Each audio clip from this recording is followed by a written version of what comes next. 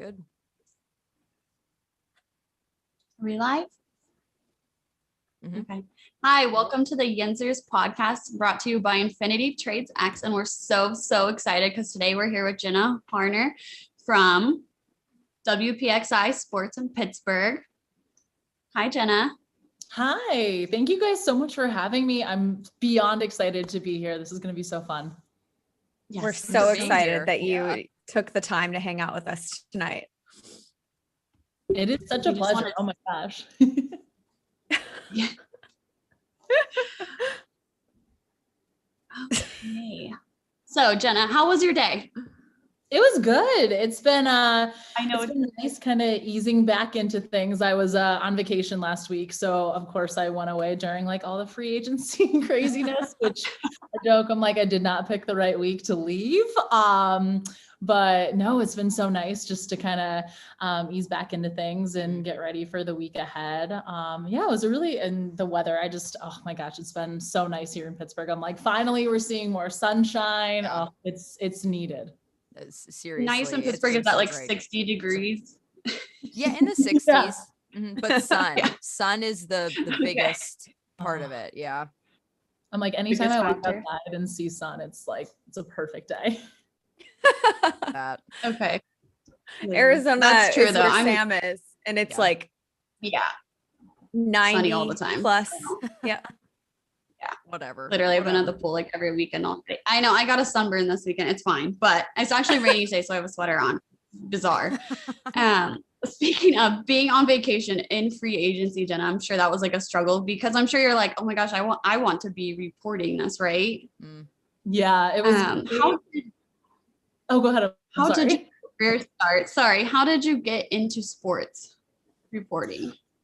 So it was kind of funny. I actually wanted to go into news so badly. Like as a kid, I always just loved breaking news. My mom was a huge news fan. And we grew up like my household, watched sports all the time. Like my mom's a diehard football fan. Like she's the bigger football fan in the house. My dad's the big hockey fan in the house, but both of them love it. And so like we always grew up watching sports, I got to stay up late whenever our teams were in the playoffs. Like that was such a big thing. And every family vacation we took, we would go to games and, it was always such a normal part of life, but I just loved news so much that I wanted to be like Katie Couric or, just a news reporter. And when I got into college, at Ithaca, like we were auditioning for all the shows our freshman year, and all of the upperclassmen that we were auditioning under, they were like, sports really well and it really fits your personality. So we're going to kind of pull you into the sports department. And that's literally how I got pulled in. I didn't even think about it. And now looking back, I'm like, I wouldn't have traded that for the world. I'm like, thank God I found exactly what I wanted to do in that sense. And then from there, it was just, getting to report on all the teams. Starting like in college, we covered Cornell hockey. So that was like a big thing. Ithaca football, obviously, and then just kind of moving up from there. So it's just always something I loved, and I never really knew it until I got put into it. Now I'm like, I can't imagine being anywhere else. Jenna, it's so funny that you say that because like you went in liking news, liking breaking news, things like that. I went to journalism school and I was a sports reporter for about 5 or 6 years, but I went in knowing I wanted to do sports. But my first internship was with ABC News in DC, and I was covering hard news on Capitol Hill. Instant, like knew for a fact, sports is where I wanted to be. I hated it with a burning passion. So I think that's hilarious that you went in and just like opposite. That's so funny. That is really funny. Yeah, no, it's just. But I learned quick. Oh yeah. And that's what I loved about the industry too, is like you get those experiences where you figure, hey, this is exactly what I want to do. This is how I want to do it. And even just here, it's like, I like being at games and doing like actual coverage there, like live pregame and postgame so much more. Like I love being in studio too, but I definitely like being at the game more than I like being in the studio. Right. It's such a cool atmosphere. It's a great job. It really is. I recommend it to everyone. I know, I'm jealous. I know. Me too, Sam. I'm like, oh wow, that just sounds like the dream. Yeah. It's Great. a lot of fun. Yeah. Would you say, Jenna, where you're at in your career right now, like this is your dream job? Absolutely. I really pinch myself every single time. Like the way this job came about too, I didn't expect to be here right now in Pittsburgh. So just, I mean, like you hear the Steelers and the Penguins and the Pirates, like growing up as a kid. I'm from Connecticut. So, we always loved the Steelers because they hated the Patriots as much as we did. I'm a Giants fan growing up. So that was always like, I joke the last two places I've lived between Pittsburgh and Buffalo, I'm like, oh, everybody's hated Tom Brady as much as I did. This is wonderful. I'm in the right place. You belong. You fit right in. I'm honored. But I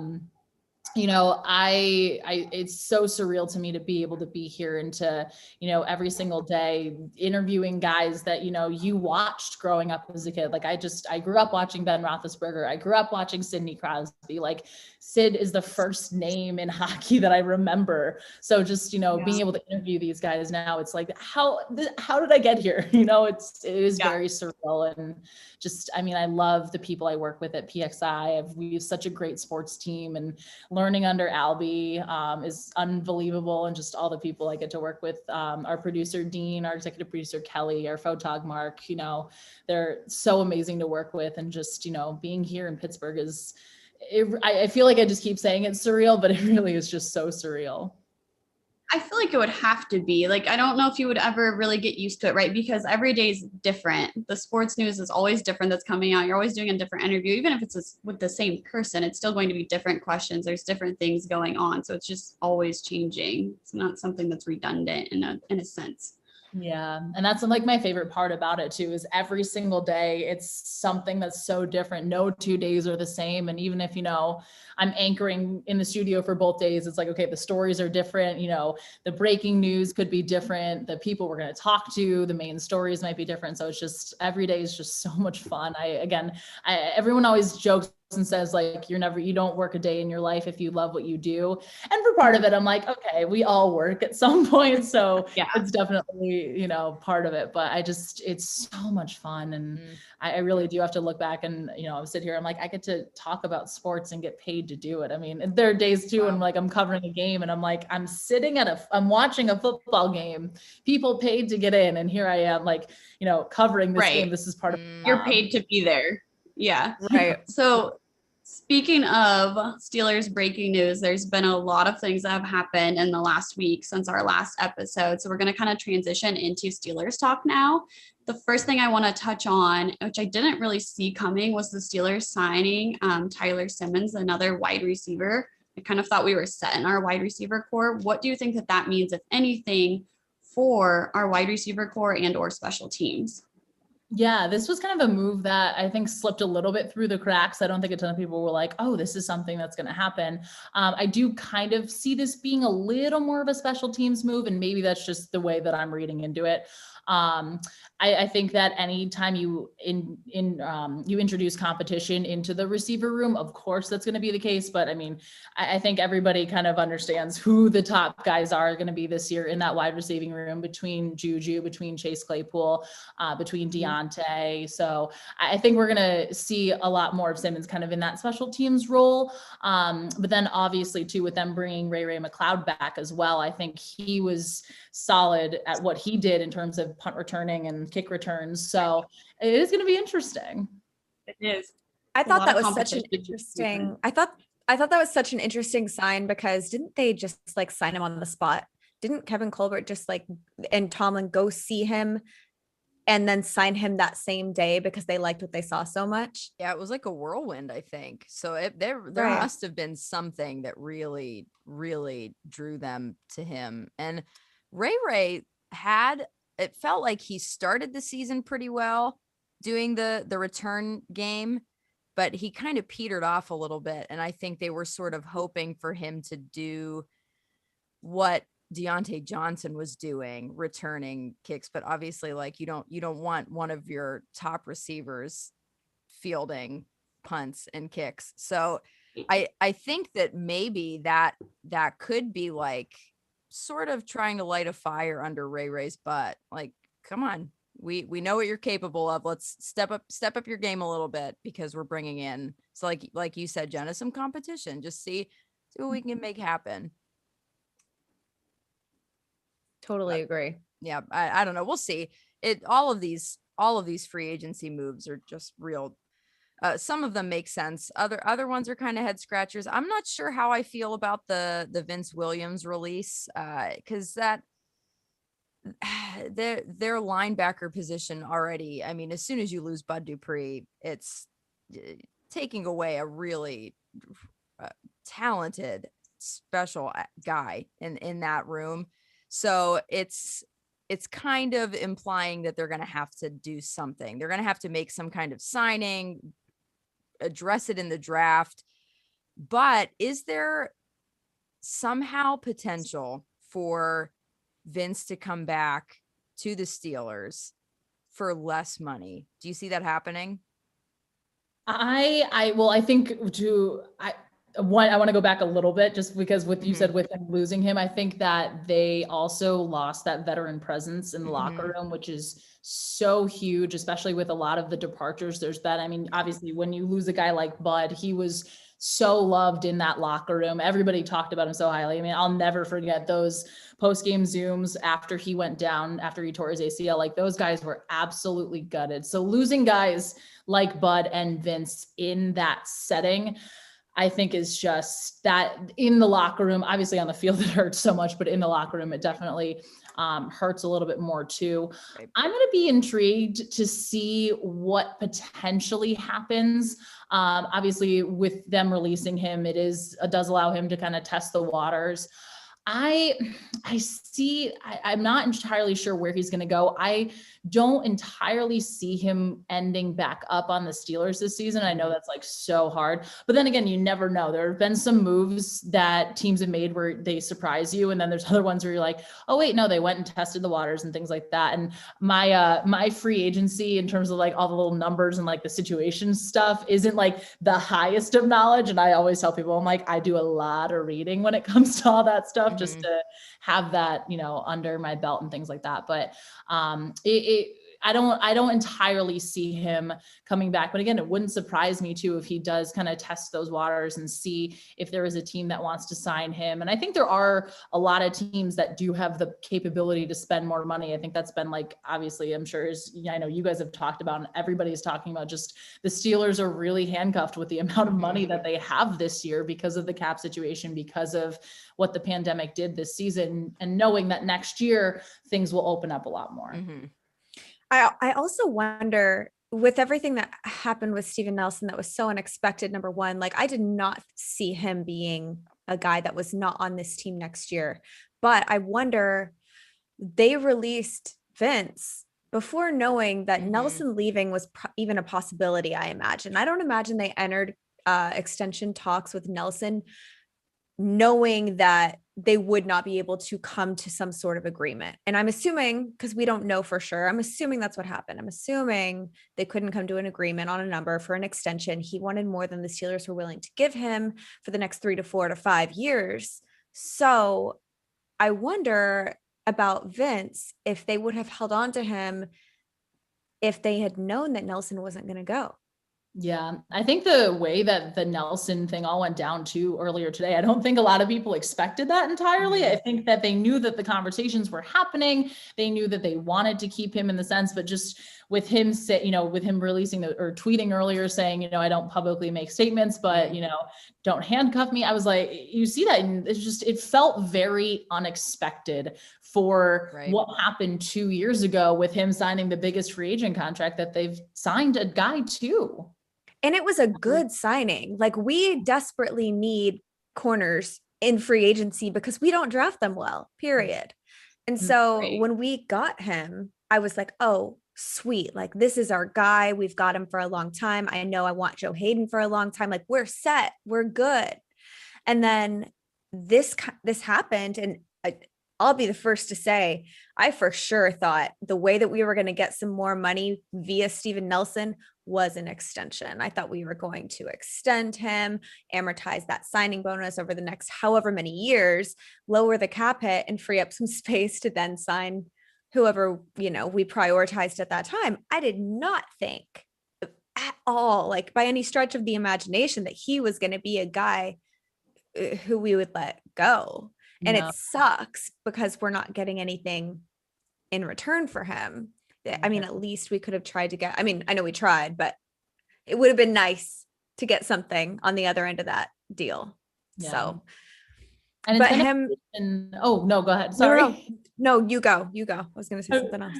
I would say it's been a position that there's been such stability at for the last handful of years here. I mean, that's a position, obviously, you want stability at. I mean, granted, you want stability across the board, but when it comes to the cornerback situation, the pass breakups that these guys have had, the interceptions, the playmaking ability, it's a position that they haven't had to worry about. And now all of a sudden, there's some question marks here as to, okay, obviously Cam Sutton will fill that role. Obviously having Joe Hayden is such a key factor there, but this might be a position that they do have to address in the draft now, or they do kind of have to continue to look for. And I think a lot of unexpected moves that have happened from this team during free agency in terms of depth guys has been such a big thing. And now they are going to have to go into the draft looking for a whole lot more than what they initially thought they were going to have to do a couple weeks ago. Right. And that releasing him did free up 8.25 million. So we now are sitting about 10 million under the cap. That gives us a little more ability to go out there and possibly sign a free agent CB if there's one available, or one that Colbert even wants to go after. Maybe there's not, maybe there's a guy they like in the draft. I don't like that idea because, like I said, and I know Sam and Jordan agree with me, like we don't draft that position. Sutton was the first in like 2 decades that we hit on. Yeah. So it's like, do we want to take that risk? I mean, I was shocked. Nelson tweeting, like, the first thing he put out today was making a public announcement. It's a little out of my character. You guys made your decision. Please don't hold me hostage, which felt out of character. Like he said, it felt out of character. And then less than an hour later, he's released and flipped a switch and said, Pittsburgh, much love. I appreciate the opportunity, the relationships gained along the way, respect to a Class A organization from the top down. So it's like, that was confusing. Him going is confusing. It was like all over the place. Like it made no sense because the way the news even broke was that we heard the Steelers granted his request to seek a trade. So that in itself was like, wait, what? When did he request a trade? And then to have him today tweet that after we heard that the Steelers granted his request for a trade, and to act like within a week, the Steelers were just like strong arming him, trying to keep him around when they were like, if you want to go somewhere else, that's fine. Whatever. We're just going to try to get something in return for you.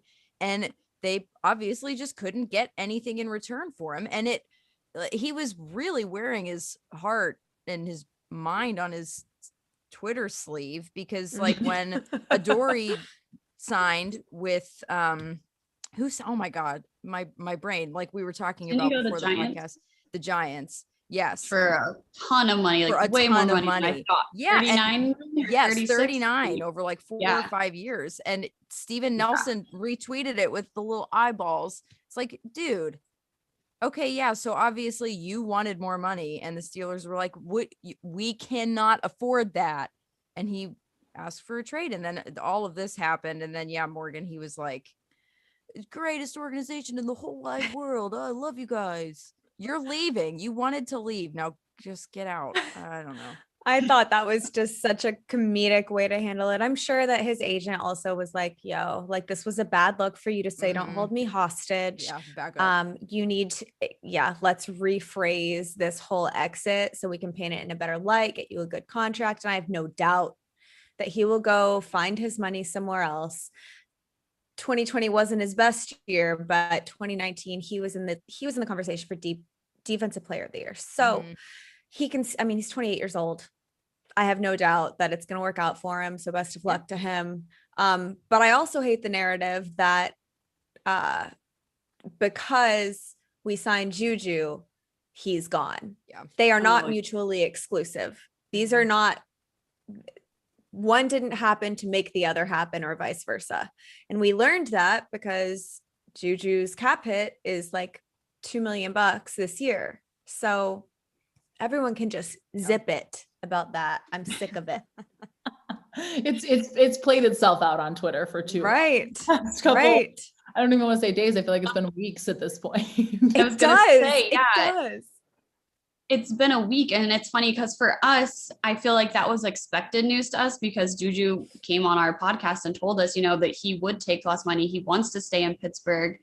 How do you feel about that signing, Jenna? Did you think he would end up in Pittsburgh? Did you think he would be on another team?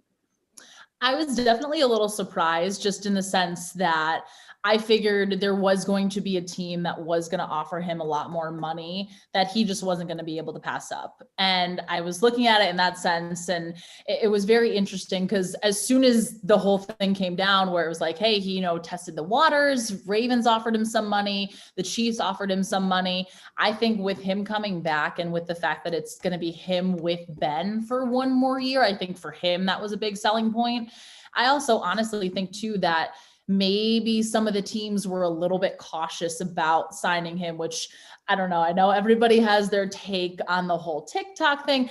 I personally think it's hysterical. I will I've tweeted, but the best part about this season among all the craziness was seeing, sports writers and beat reporters who have been on this beat for years having to write and ask questions and talk about TikTok. Cause I'm like, I don't even use TikTok. And right? Everyone looks at me like I'm young. So I thought that whole thing was funny, but I think that he didn't entirely get where he wanted to be. Mm-hmm. And he knows the Steelers. Obviously the system is so comfortable for him. Obviously he knows the relationship that he has with Ben, the fact that he is going to be Ben's go-to guy in those situations when they need the third down, when it's, 3rd and 7, things that we saw a lot this season when a play needed to be made.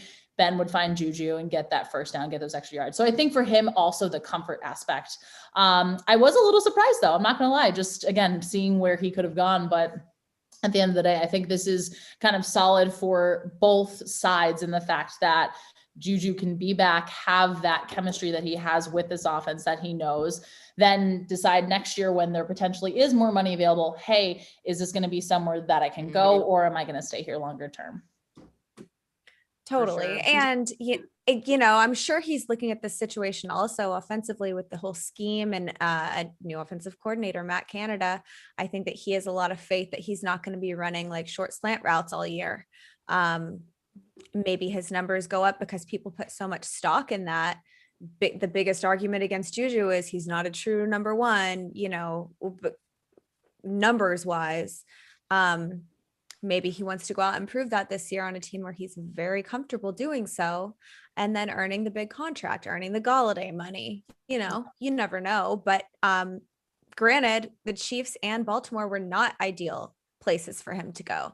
He would be a third target in Kansas City, but that's a great quarterback. That is a great offense. That is a great quarterback. Mahomes likes to spread the ball around anyway. So it's not like he would be going to just bury his career.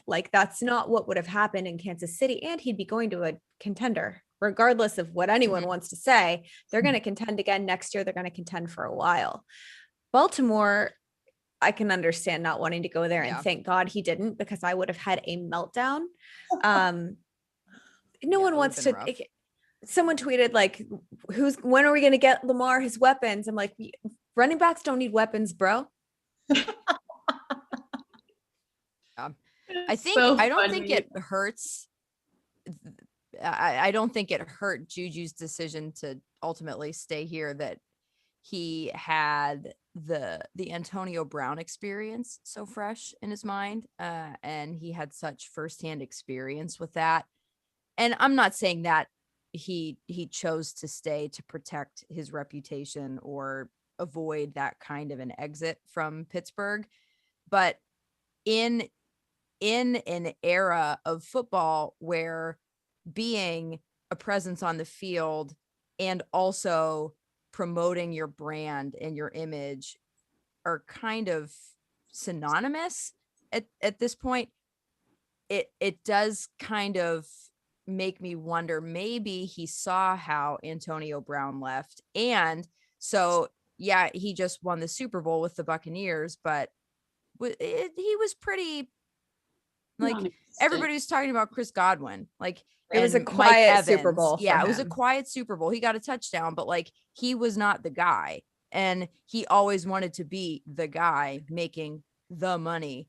And I think that I would just be shocked if that didn't play a part in JuJu's decision to come back and continue to foster that relationship, not only between the team and him, but the fan base and the city and him.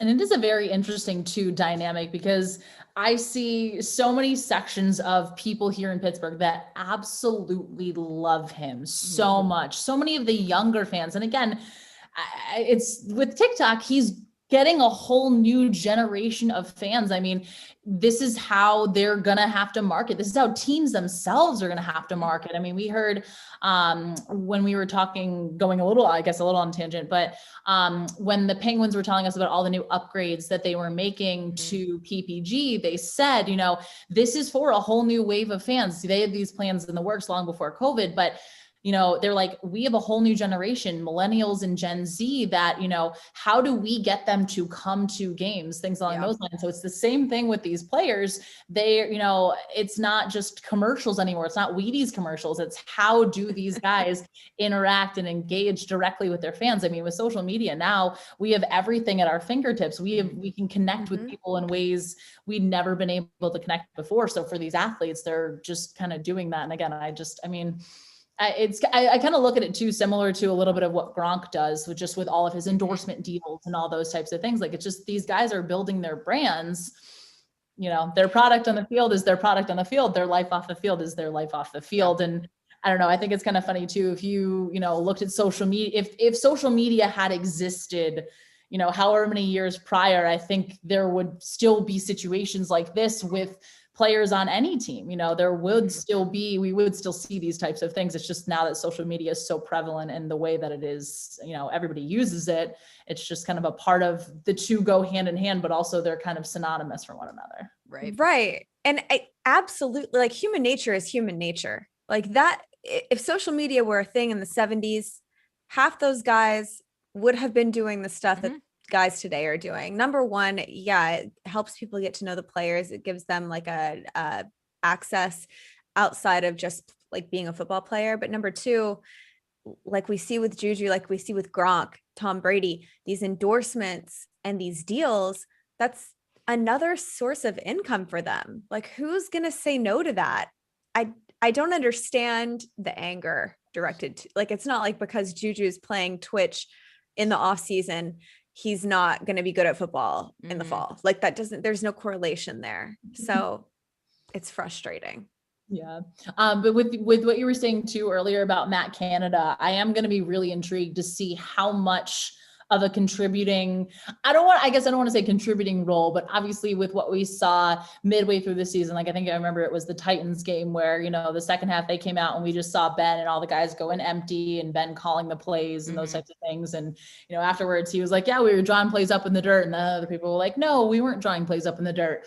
I'm going to be intrigued to see how much of a balance is it going to be, more of Matt Canada's offense, or is it going to be more of Ben's offense? And then with that, what role is JuJu going to play fitting in there? Totally. Do you think that it will be a difficult transition for Ben?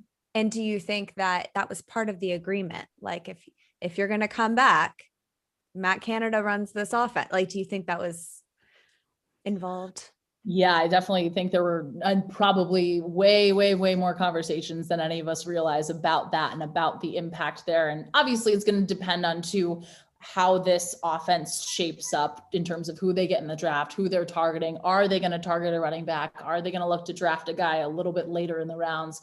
Are they making offensive line as much of a priority as everybody thinks it should be versus now? Are you turning and saying, whoa, backpedal a little bit? We have a lot of issues on defense then, a lot of holes there that we need to address. So I think it's going to be interesting once we see a little bit of how the offense potentially takes shape, how it will work.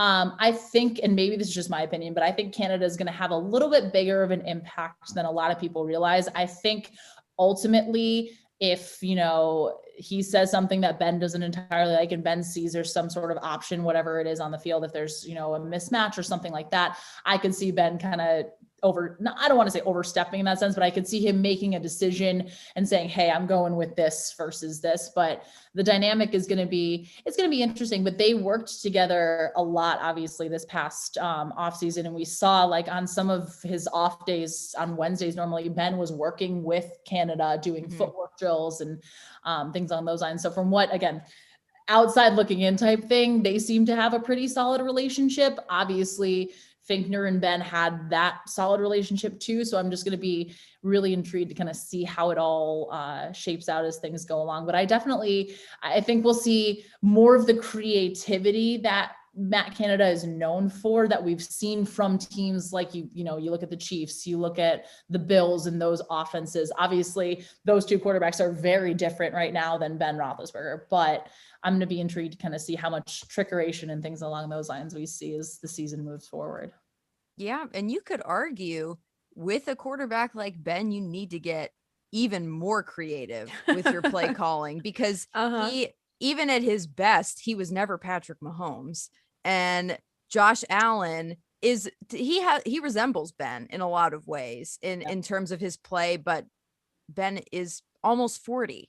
Like you really need to start to think with your whole brain in terms of how you run the offense for a guy of that age. And we saw it again, referencing Tampa Bay, like they built their whole offense around Tom Brady and what works for him. And then they won a Super Bowl. So not saying that's going to happen with the Steelers, but they really do need to start playing to Ben's strengths and also to his weaknesses, and figure out how to work their offense around an aging quarterback. Yeah. And I'm going to be really intrigued with where they do address running back this year, just with all the question marks. But then again, the running back position and how much success you have in that starts with the offensive line. And, obviously they do have a lot of confidence in guys like Zach Banner. I mean, when they re-signed him, was that last week or 2 weeks ago? I feel like every week is just, it feels like it's been a year. It feels like free agency has lasted a year. Emotionally it was draining. last week. It is emotionally draining. Yeah. Oh my gosh. And then, like, I'm on vacation, so I'm like checking in every so often, and I'm like, okay, wait, this is good. Like, get a little tweet out, and then I'm like, okay, put my phone down. And then I come back and I'm like, oh, this happened and this happened. Like, playing catch up the whole time. Literally. Right.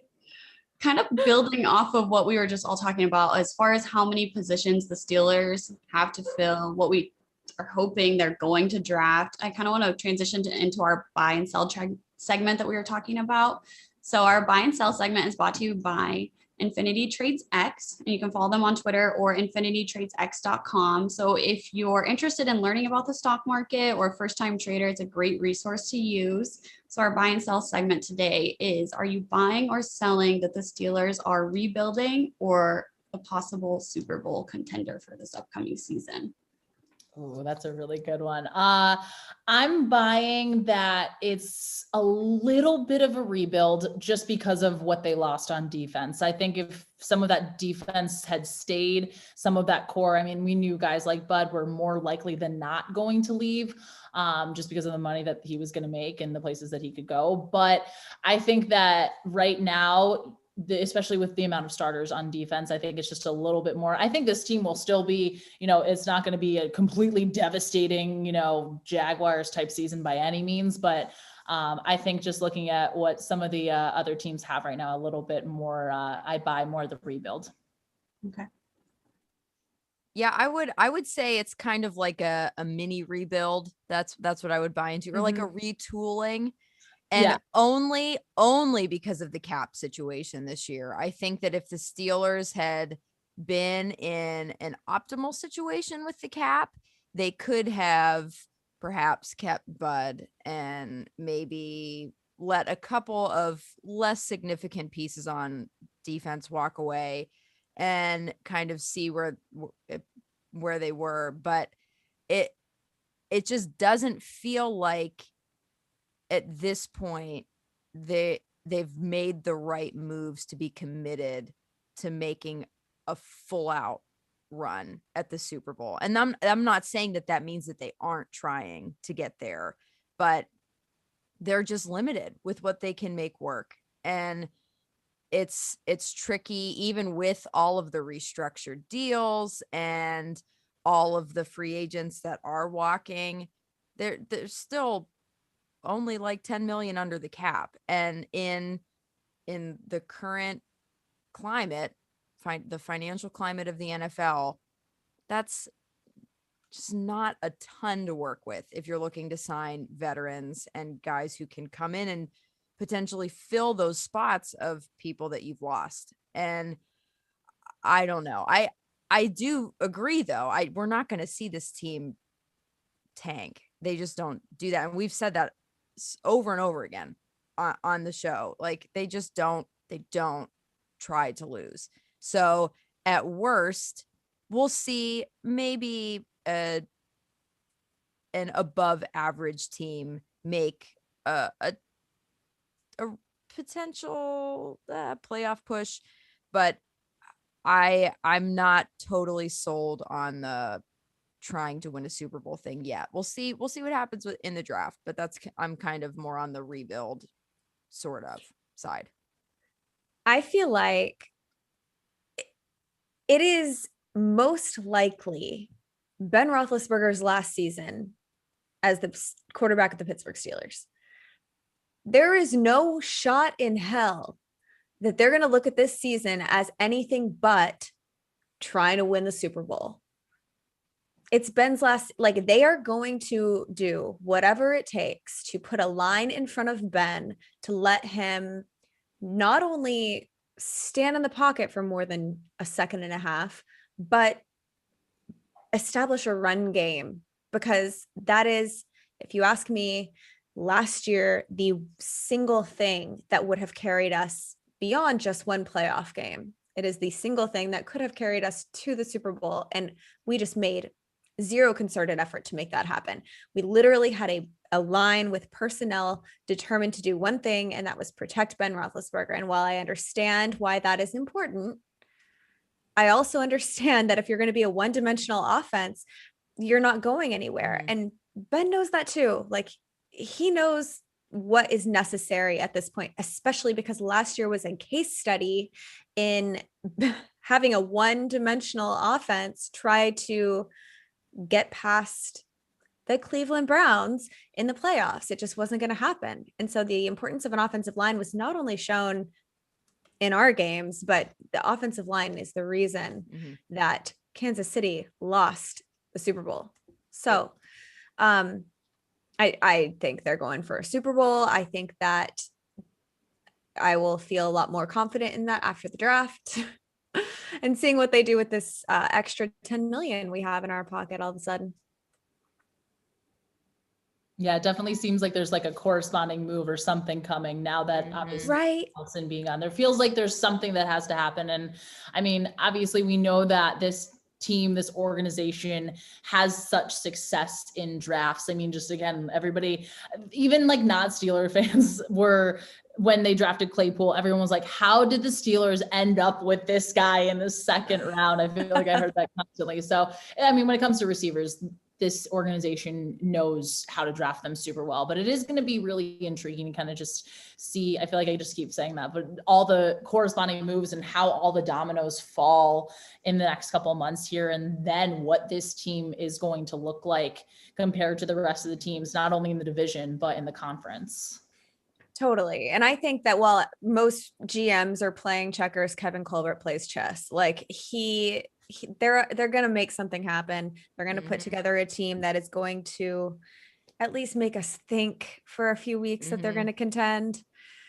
We'll see. My God, we believed that they could contend with Mason and Duck. We've said that before too, but it like there was a moment of time where I could close my eyes and picture Devlin Hodges hoisting the Lombardi. I convinced myself that was going to happen because I was like, this team's unbeatable. Look at them. What does that mean? Are we just, as Steelers fans, that delusional? Yes. Probably. Yes. Probably, because I don't think any other I don't think any other fan base would look at that and feel confident that they were going to do anything. Wonder if it's because when Ben got injured, we were like, oh no, it's the end of the world. And then when we won with Mason and Duck, we were like, oh, okay, this isn't so bad. We can actually win games. Right. Our expectations were so it low. just skyrocketed from there. And then it's like, oh, we're going to the Super Bowl now for sure. Live and learn. It's going to be fun to see too. Again, I mean, I don't want to say fun in that sense, but you know, what the future of this organization in terms of the quarterback position looks like this time next year, like the conversations that we're going to be having at that point.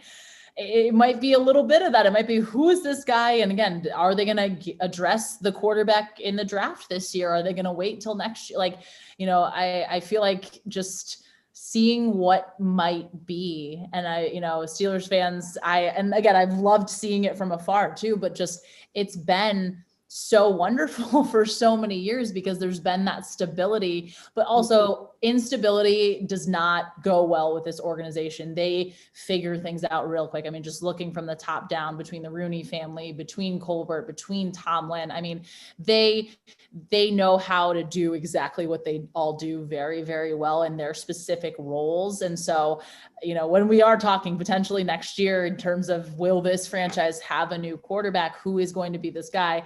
It's going to be somebody that I think at least we'll see a decent amount of success from, whether it is Mason or whether it's someone they address in the draft this year or whether they wait and see what happens next year. Yeah. 100%. There's no telling. Good Lord. Yeah, I'm not even like participating. I know I keep getting tagged in a bunch of like mock drafts, but there's just so many moving pieces right now. I have no idea which way we're going. Like, I'm not even attempting to try and the Steelers have been linked to like everyone. Yeah. Like the Steelers spoke to this guy, allegedly interested in this guy, spent a lot of time with this guy. I'm like, took a picture with this guy's mom. Stop.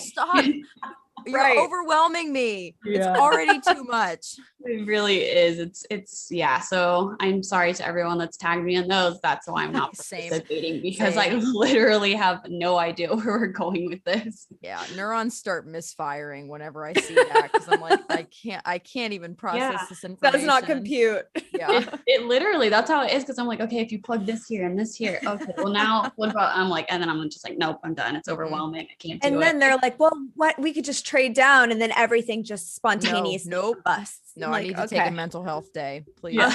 Check back in later. It's the meme of the woman looking at like all the triangles in the house. That's it. That's exactly it. Literally 100% what that is. It'll be fun though. It's never boring. So that is one positive. 100%. We never know what they're gonna do. Never know.